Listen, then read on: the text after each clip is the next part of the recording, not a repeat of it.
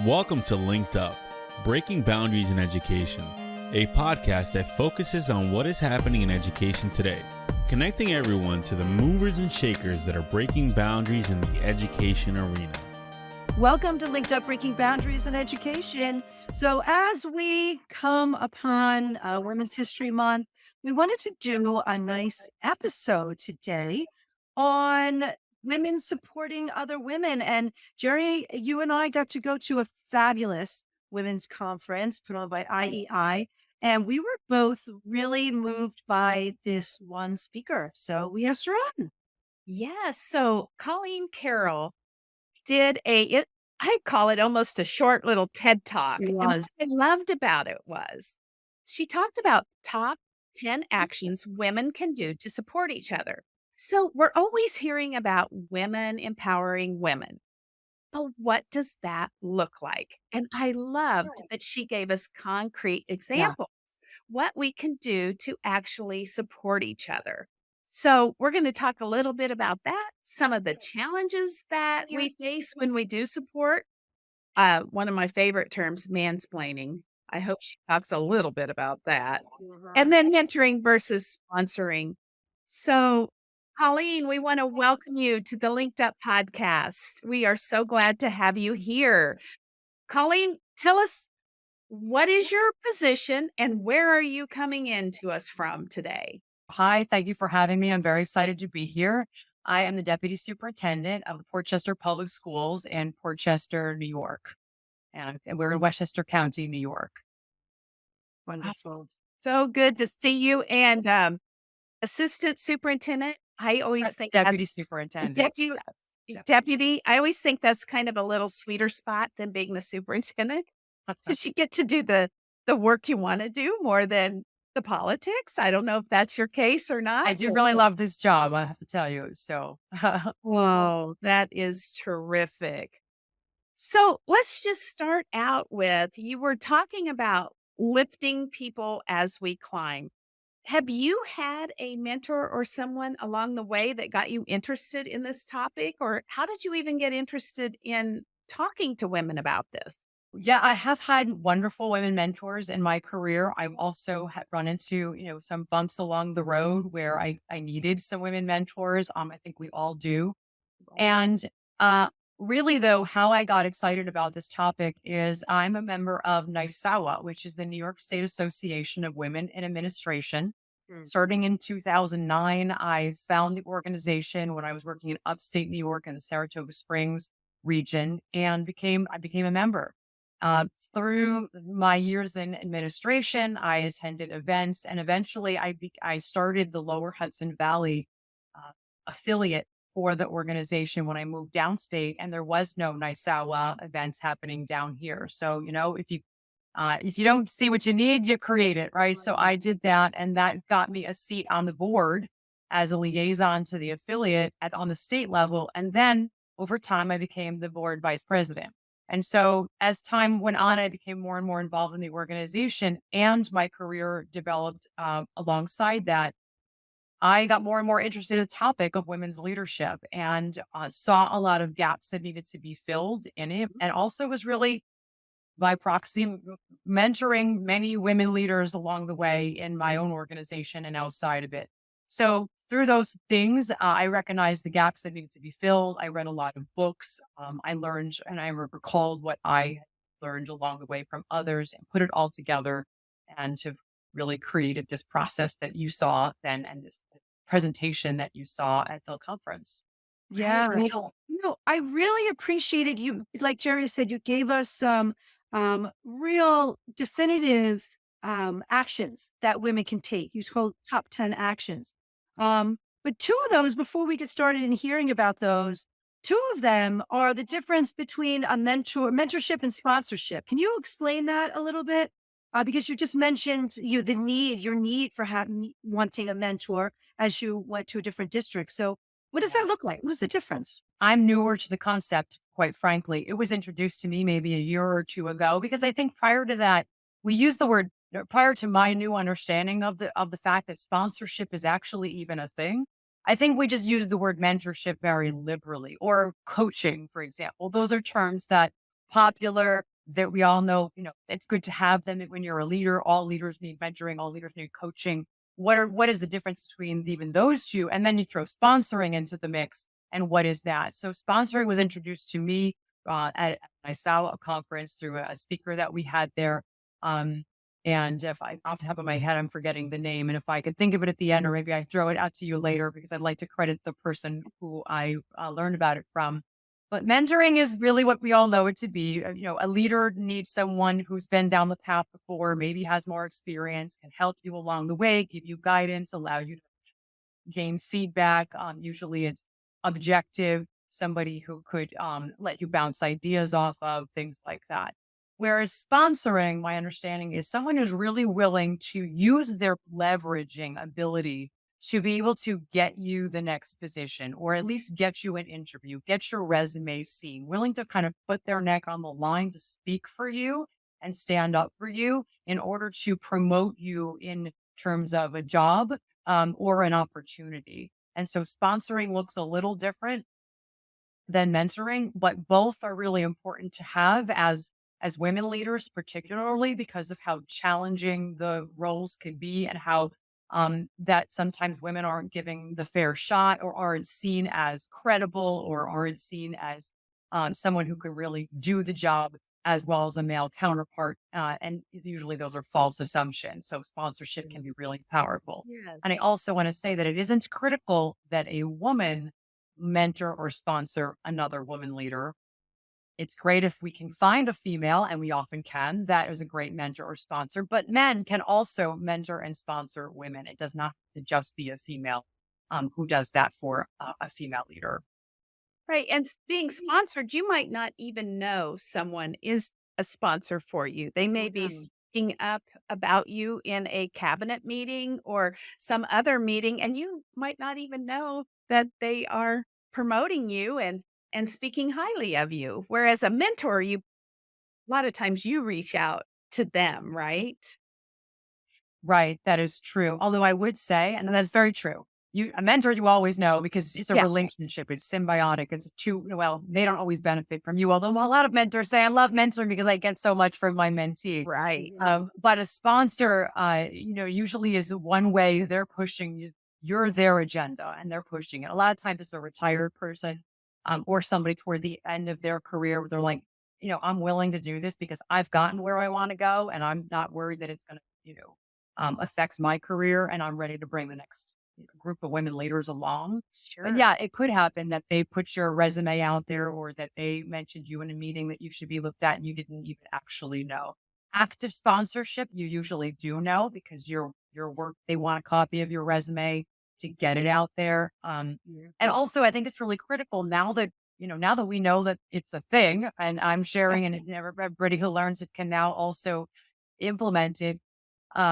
Find sponsor, right? Find somebody who's willing to do it for you. And when I didn't know it was something that somebody could do, or that it was even a concept, I didn't ask anyone to sponsor me. I wouldn't have used the word. But even if you don't use the word, you really can, as a female leader, go out and say, listen, I know you have a connection. I'd love for you, if you feel comfortable, if you throw my name in the ring, or if you would bring my name to this person, right? Or get my resume seen. It's hard to ask that. Sometimes we feel like it's a favor, but women need to do that more. Men do it all the time, right? So I women agree. need to feel comfortable doing it. And all I could think of, Colleen, was there she goes again, giving us a really good concrete example. I love that. How you could, because I was thinking, do people actually ask that question? And you gave us an excellent example of how we could do that and not feel. I think so many times women are nervous about asking someone to be a sponsor. Now, I'm wondering, do you happen to have that top 10 list? And would you share maybe some of them that you think would be great? Because I felt it was so important to hear these concrete examples about how we can really empower women. Yeah, I do. I have all 10. I've got them actually right in front of me, so I don't miss anything. I'll list the 10, but I'll dive a little bit into a few Sure. if you'd like. Yes. So right. So, okay. Number one on my list was take a female colleague to lunch and show her support and a friendly face in a new job. So whenever somebody gets to a new job, especially, they don't know anybody, and it always feels a little like nerve-wracking. So if you've been there a little longer, take her out to lunch, or it's the same thing, just buy her a cup of coffee, go out for a drink afterwards, whatever that means to you, but just make someone feel comfortable in their new role to get their feet wet. I had someone do that to me in my first big job, and it was just, I'll never forget it. Oh, that's great. It's a good If one. Number two is if you're leaving the district, and I say if you're leaving because once you leave, it's easy to forget about the people that you left behind, even if you really, because you're on to something new, but even if you had really good context. So it's a great time to remind yourself to write a letter of reference for a female colleague before you go. They may not need it then, but there's a chance that they're going to need it in their future. And they may feel Right. weird reaching out to you a year or two down the line if you're not still connected. But if you do it True. while the information is hot, and your relationship is still um, uh, active, they will not feel weird reaching out. You'll have done them a favor or a service, and they may need it in the future, and it would just be done. So Love it. number three is to invite a female to the table, right? And a table is an analogy for any meeting, committee, lunch, something that's a conference, something that's going on that they may not be invited to. Someone that you think should be there but wasn't invited, or someone that could benefit but just doesn't know about it or was left off the invitation, if you will. We could probably all think of examples of times that we wished we were, to quote Hamilton, in the room where it happened, right? Right. But weren't or wasn't for some reason or another. It could have been a mistake or a misunderstanding, or it could have been somebody overtly didn't want you there. And you need someone to stand up for you to say, so and so should really be part of this. And I have had experiences in my career where colleagues, sometimes male, have left me off the invite, sometimes on purpose. And there were people that could have said, you know what, someone's missing from this meeting, and they didn't. And they didn't because they didn't feel empowered to do so. And so and they believe that I should be there. And so I believe that we shouldn't fear an opportunity to invite someone to the table that should be there. We should realize that that's exclusion, not only for women, if it's men too. The right people should be at the table, right? We think of our colleagues of color, like, think of people that really get excluded and who just need to be represented. And so let's make sure that everybody's in the room where they should be. Right. And that's a great point. These 10 actions apply to everyone, really. It wouldn't have to be just a female, but you focused on females, but it could be someone else. So Right. I like that point too. Yeah. I mean, the reason why I focus on females with these is we know, and there's plenty of research out there now, that women leaders have issues sometimes rising to the top for lots of reasons. And some of these particular ones are ways we can overcome those challenges. But absolutely, men and women often face some of the same adversity. And sometimes it may not be a gender issue. It could be a different issue that is the reason why they're not being invited or so on. So they apply in any context. Yes. Another one that I love, number four, is when someone cuts off a colleague, say something like, I'd like to hear more from so and so, right? Add the name. Let's just use the word Susan. The name Susan. I'd like to hear more from Susan about her idea. Or Susan was speaking earlier about her thoughts on, our summer school program. I'd like to hear her repeat, join the conversation again or finish her idea. What that does is a lot of things. That really invites that person to have a voice that maybe was silenced or a voice that never got heard. So you could even say something like, Susan was explaining to me yesterday at a meeting about her thoughts on our summer school program. And I'd like her to share it right now in this room so everybody else here could say it. If Susan doesn't feel like she has a voice, maybe she's at the table. Now, if she doesn't have a voice at the table, that invites her to speak up. I like to also, if I had a lot more time on this kind of presentation, I would get into who should be doing these things. This is someone who really feels confident at the table, has a voice. Other people listen to that person. Maybe it's the person who's chairing the meeting or someone who's a senior executive who people will automatically listen to. That person should be the one that recognizes that their colleagues who are less senior or other reasons why they might not feel heard have the opportunity to share their ideas and get credit for it, because a lot of the times their idea is stated but then somebody else in the room says it again, and that person gets the credit for it. See, and I So, like that a lot too, because some people who do the interrupting, sometimes they know what they're doing, but sometimes they don't. And it could just be something from their culture, from their past. They just often do that. So this is a quiet little reminder to them that it's not okay to actually to do that, and to really kind of consider that when you're speaking and making sure that others' thoughts are carried out, because it happens a lot. It really happens a lot.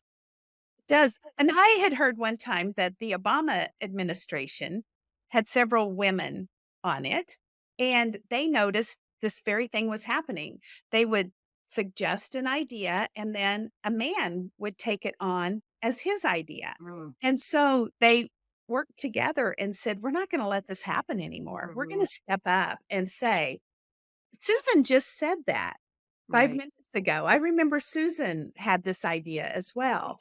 And just really supporting each other so that that doesn't happen.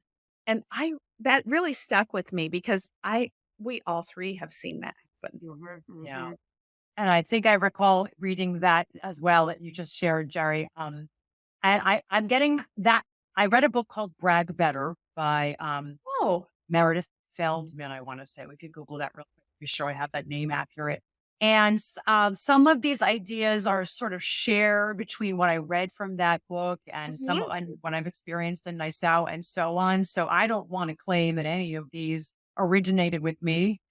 Usually, most of them are sort of a morphing of right my Sure. experiences, what I've read and what I've heard other women say, or like what you might pick up in even a magazine article, right? So yeah, they're not always brand new ideas, but it's how you also utilize them. So some Right. folks may not feel they have a voice to do this at a meeting, but maybe walking in the hallway outside the meeting, they walk down, I really heard Susan say that. I would have love to give Susan the credit for it.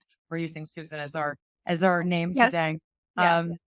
And a funny term, but we've probably heard the word manterrupting or mansplaining. And I don't always blame men because sometimes women could do the Yes. same thing. But those terms have come to be created because enough people have felt, or enough women have felt interrupted by a man that somebody decided to coin the term manterrupted, and it's true, it does happen. And again, I do agree that I think when I've seen it happen to me, I am certain that the person does not know they're doing it. I just think it's part of their nature, right? The way that they've just been groomed or the way they've been given the floor enough times that they just go ahead and interrupt. And I think that we have to just help each other gain our voices back, so that we just make people aware, that they're doing it or that we're not going to let them continue.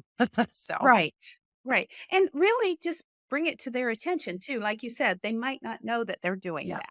And yeah, that helps them as well. yeah. So number 5 is related. Meredith Feynman actually is the name of the book because I do have this one on my slide quoted. I got this from Brag Better. And it's to repeat what your female colleague has said louder and slower. So it really kind of lends itself to the same as the slide before, except a little bit differently. So if credit was missed or overlooked or given or taken by somebody else, point the credit back to the colleague that deserves the credit and just repeat what she said louder and slower so that people hear it and get it and know where the credit actually belongs. And while, I know a lot in my world or in my current role, I just even said in a meeting this morning, like, I don't need the credit. Like, I don't need it anymore though. These days, my job, and I feel like is I birth a lot of ideas, but my goal is for them eventually to be owned and run with other people. Because if I do all the things that where I got the idea, I'd be doing everything. And so, but I'm at a place in my career now, 25 years in, and at a title that I really enjoy and have really, feel comfortable with. I don't necessarily need all the credit anymore, although it is great to get credit where credit is due. Sure. I really see women rising in their career who need this type of thing. So be thinking about who are the entry level administrators or the mid career women that are often rising and not getting the credit. And you need the credit to be able to be seen as credible and to be able to be seen as the leader that you can be. And so this is where I think a lot of women who are experiencing these things are realizing it's problematic in their attempting to rise in their career ladder. Is they're coming up with great ideas, the credit is stolen from them, it's given to somebody else. Now they can't go ahead and, claim it as their own and put it on their resume and talk about it in a job Right. opportunity. So, Yes, that's a great one. okay. So number 6, say something like, I'm going to quote, Susan and I were discussing this idea. It's an important thought. I'd like to hear her share it here. I said that before on the other slide. I have a different slide for this, also from Meredith Feynman and Brad Better, but just basically taking an idea from outside of a meeting and bringing it into the conversation. So related to the past two, Yes. just slightly, just tweaks on it. Right. And then this is one of my favorites. I do this a lot. I don't know where I got the idea from as much as I think that I've really appreciated when people have done it for me over time, and which is to nominate someone for an award, a scholarship, or other recognition.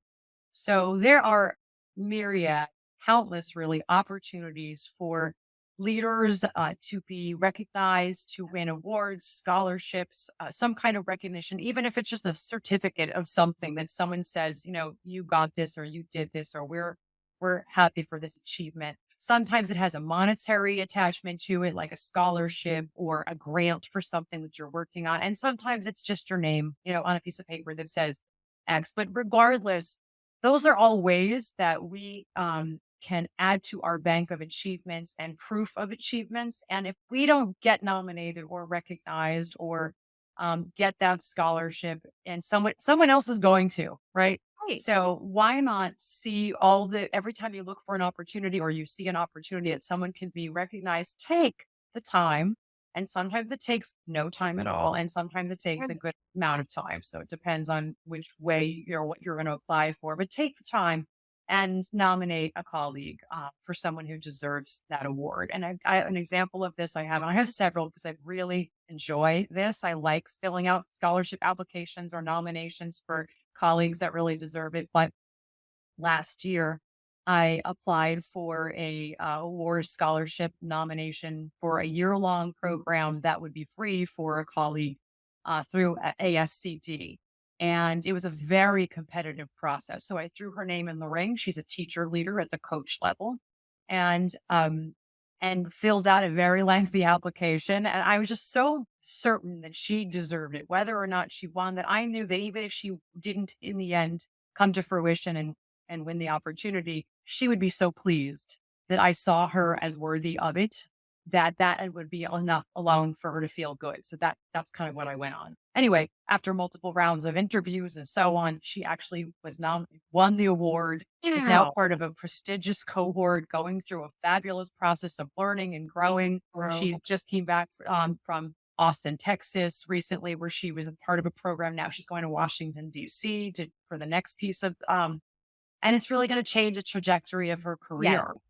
And the benefit that I get is just knowing that I found that for her, that she's a part of my organization, that we're going to benefit from her knowledge of this, right? Mhm. Our students are going to benefit, and the district gets prestige, and having our employees have these kinds of notches on their credentials. So lots of winning here. And I have other examples too, but What a that's my gift. best. Yeah, very nice. That's a great story. All right. So we did talk about mentoring earlier. So be a mentor for a female colleague. And I have a little tagline here that I say, you may already be one and not even know it. So, as we Yes. talked about earlier, everyone needs a mentor. Everyone needs some coaching. Sponsorship is even, really important, especially if you're looking for that next part of your career. But, and we need people to be those things. So how can you be a mentor for someone else? And again, a mentor could be male, female. It doesn't matter gender. It just means that you're willing to shepherd the next level of leader to where they need to be or where they want to be in their career path and in their experiences, so that they can broaden their perspectives and just be the best leader they can be.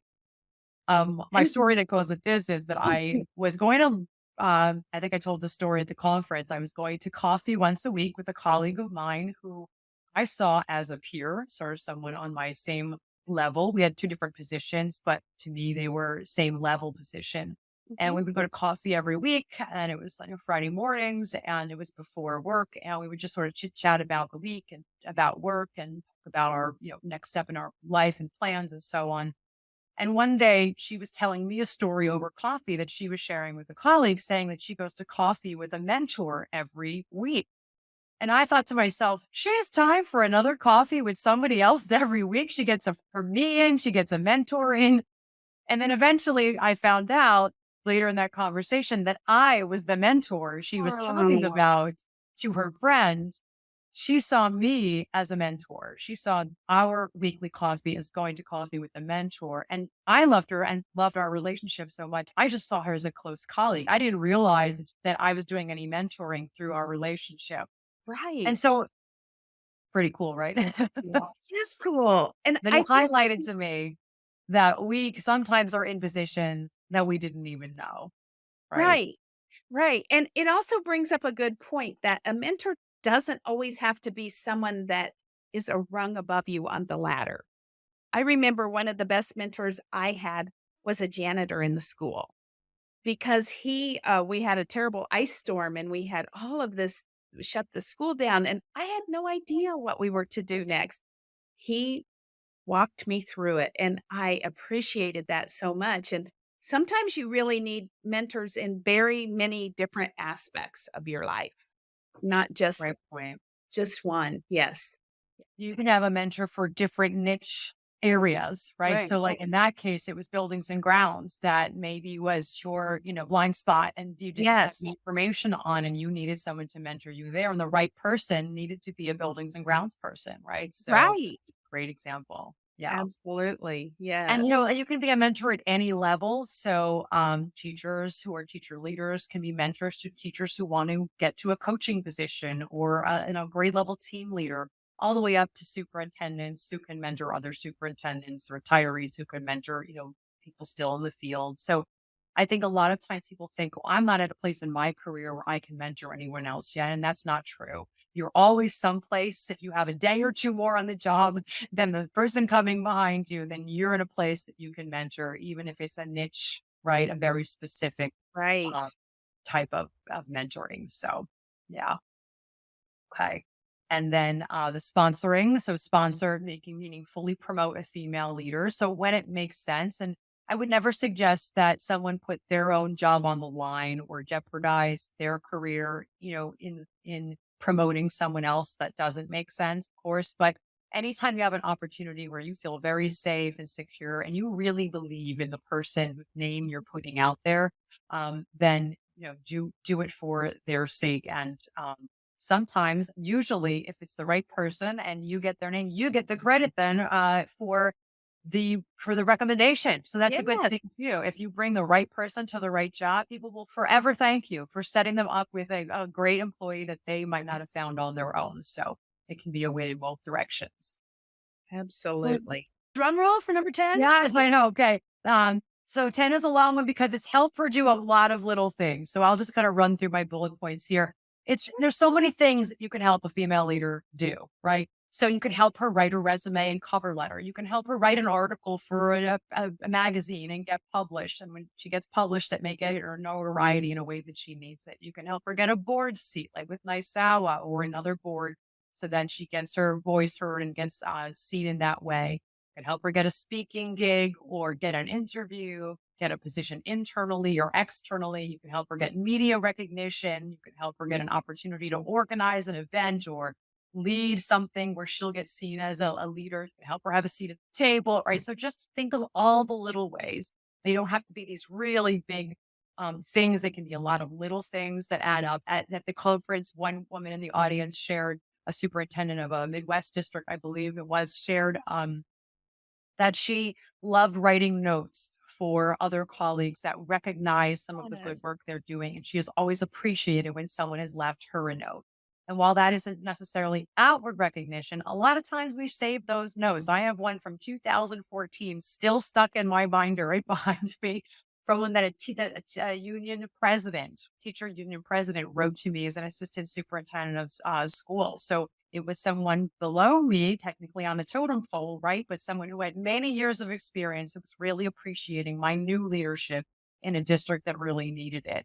And so think about those ways that you can show appreciation. That is helping someone also. Yeah. Absolutely. Makes Yeah. such a big difference. And it makes a big difference. And it does, I think what I see commonalities of these, it does take a level of being proactive. So it has to be intentional. And like you said, I mean, it really can be something, as simple as writing little notes of encouragement or to speaking up for someone where it might feel a little hard, but doing that because it's the right thing to do. So I think this is a really great list because it goes a great span of simple things you can do to super impactful things that you can do as well. Really important. Yes. Well, and I love the quote, empowered women empower women. Yeah. And I think that's very true as well. Yes. Now, Colleen, are you on social media? Can we find you out there? I am. My school account, if you will, not that it's sponsored by school, but where I really publish and post most work about what we're doing on a day-to-day basis. And my job as Deputy Superintendent, I am at Dr. Carroll PC. That's at DrCarroll PC. We also have a NYSAWA, this is Twitter specifically, which is now X. Yes. So X is at Dr. Carroll PC. I also have a NYSAWA account, which is LHV. So the affiliate that I published all of our happenings and, events and things for our NYSAWA affiliate is LHV, standing for Lower Hudson Valley _ NYSAWA, NYSAWA. So at LHV _ NYSAWA. And so those two accounts I manage on X for all the different happenings and, deputy superintendent work, which I post a lot of leadership about and the leadership work going on here. And then at the NYSAWA account for our events, women's leadership topics there as well. Oh, this is great. We appreciate you coming on and sharing these tips. I think they're so helpful. And it's just been great visiting with you today. Thank you for having me. I love sharing them. It's just, I hope that someone, I just takes even one, so one of the things I think it can be very overwhelming to think, oh my gosh, there's so much I can do. I didn't even realize I could do all this. Now, where do I start? And just start with one. Because eventually you'll do more, but pick one that feels really doable. Don't get overwhelmed by something that really isn't maybe the thing that's the most comfortable for you right now. Like, don't get into sponsorship right now if you haven't written a letter of thanks yet, right? Or a letter of appreciation. Start with that. That's the easiest, most likely. We all could do that. And then you can build from there. Good tip. Love that. Great tips. And thank you so much. Thank you for having me.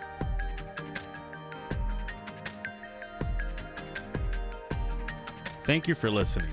And if you would like to stay linked up, be sure to follow us on Apple and Spotify and subscribe to us on YouTube.